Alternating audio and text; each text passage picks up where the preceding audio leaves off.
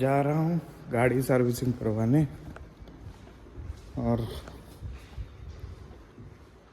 देखते हैं आगे क्या होगा।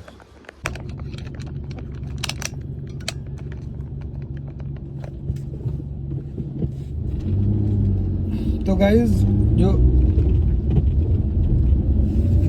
हेडलैम्प का जो प्रॉब्लम है ना, वो जब फोकस करता है तो फोकस सही से होता नहीं है।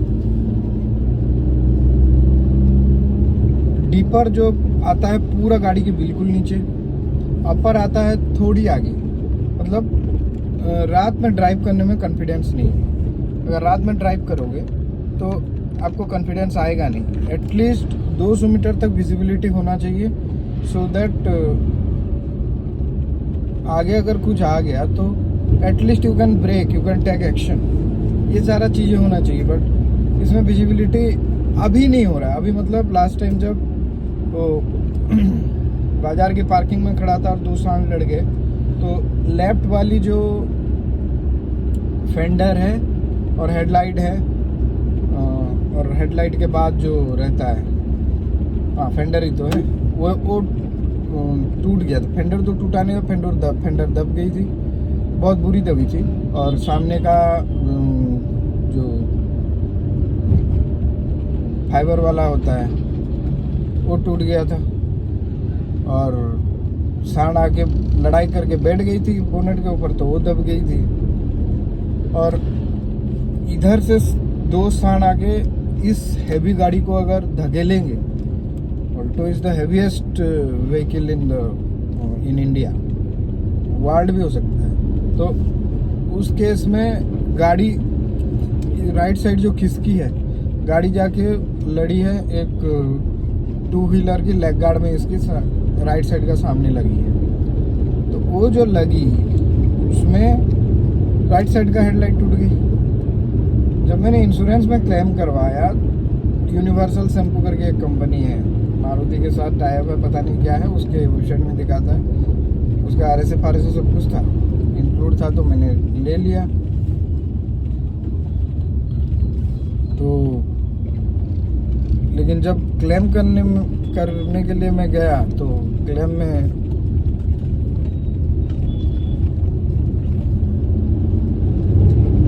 वो सुपरवाइजर बोल रहे कि भाई मेरा एक साइड का वो देखा, ये साइड का नहीं देखा। वहाँ पे लिखा है कि सांड का लड़ाई हो रहा है, और सांड क्या देखेगा, एक साइड का भाई हो गया, एक साइड का तो डैमेज हो गया और उन्हें लड़ाई नहीं करते। ऐसा तो नहीं होता है। एकदम घटिया उनका सुपरवाइजर का जो लॉजिक था। पहले तो लगा कि मुझे शोरूम वालों का मेल ही भगा दे। जैसे तैसे करके काम करवाया, डेंटिंग पेंटिंग हुआ सामने वाले बोनेट का, फिर आगे वाले जो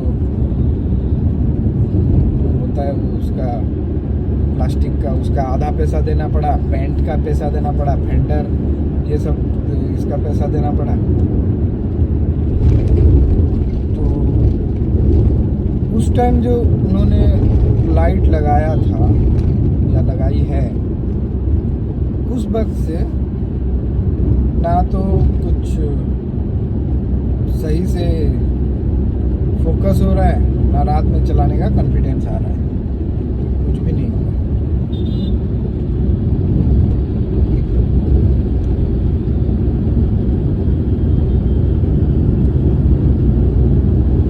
उसके बाद मैंने फिर सर्विसिंग तो नहीं, क्लच टीयर एंड वेयर हो गया था, तो क्लच हार्ड हो गई थी, उसके काम करवाया यहाँ से रोहन मोटर्स ग्रेटर नोएडा से।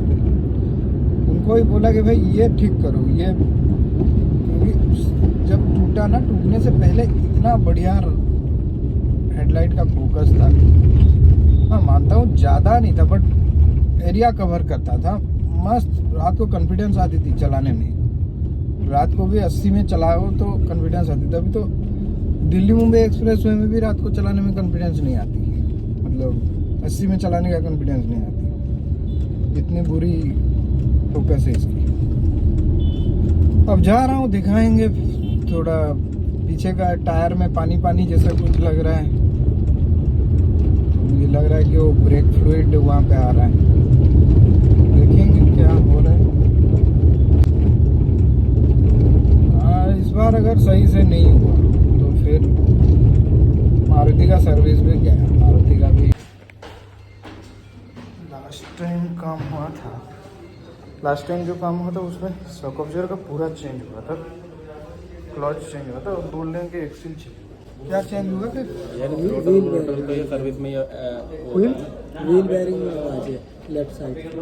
क्या आवाज आ रहा है बता के तो चलाने के टाइम पैर घुमा कर देखा ना हमने, जब उन्होंने दौड़ा तो एक साइड का ही चेंज बेयरिंग ही चेंज हुआ ना, एक्सिल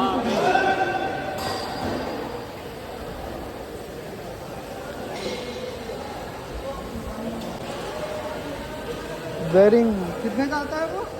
कितने का आएगा वो? 2500 बेयरिंग है कि क्या? लेबर तो एक बार लगता है, हर पास में लेबर क्या लगाते हो? तो भाई लोगों, गाड़ी सर्विसिंग हो गई। गाड़ी सर्विसिंग कल हुई है। कल जो वीडियो देखे हो ये मैं उस नेक्स्ट डे बना रहा हूँ। गाड़ी सर्विसिंग तो हो गई। ये एक नोशन है कि हमारा कि मारुति की सर्विसिंग कम खर्चे में होती है, नहीं है। ये गाड़ी को अराउंड 10 साल हो गए हैं, 10 साल से ज़्यादा। और कल का सर्विसिंग मुझे आया, जो बिल बना था 11,000 समथिंग, एग्जैक्ट याद नहीं है।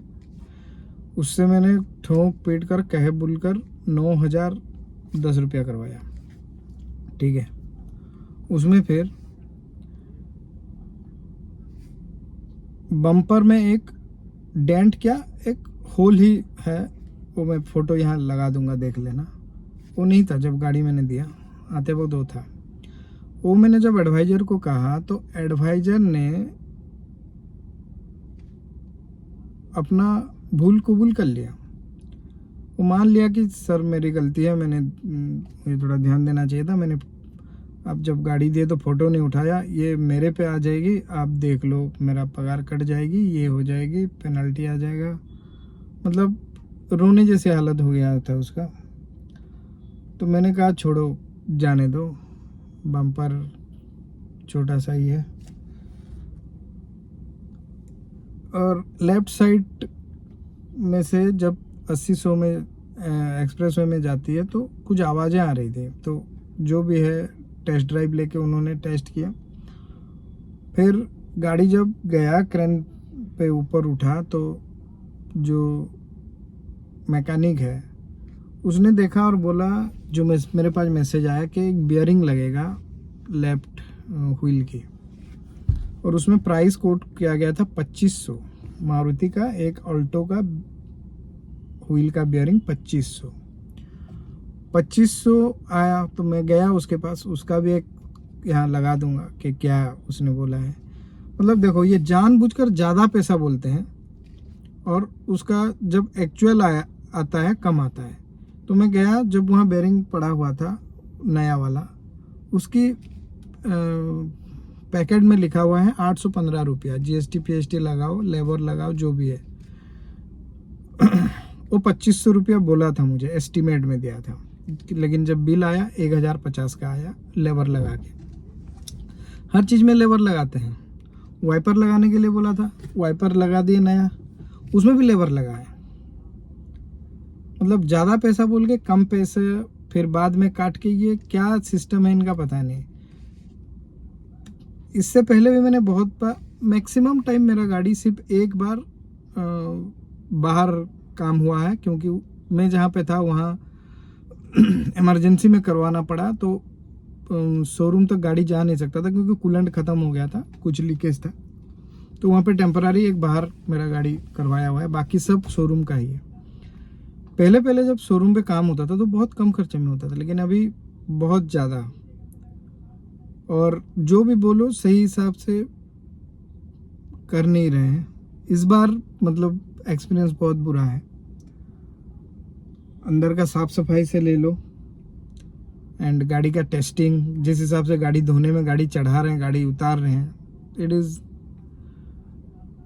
Not that much appreciated. मतलब जो आप सोचे होंगे उसी हिसाब से नहीं है। ओके, तो ये मेरा 1,10,000 वाला सर्विस हुआ है, 9,010 रुपया का, लेकिन जो मीटर पे है 91,159।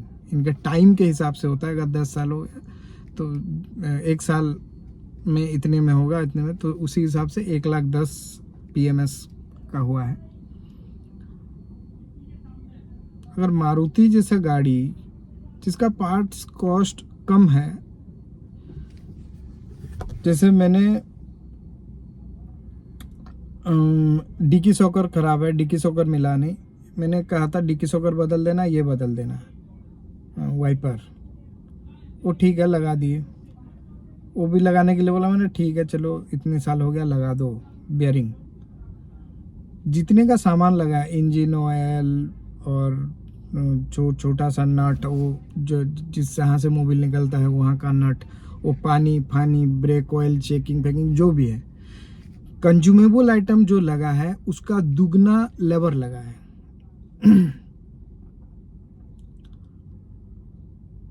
बताओ, मतलब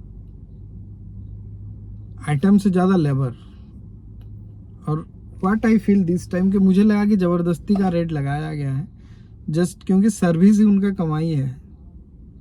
एंड वन मोर थिंग, जब गाड़ी सर्विसिंग हो रहा था तो मैंने पहले जाके देख लिया कि क्या क्या होने वाला है, ये है वो है।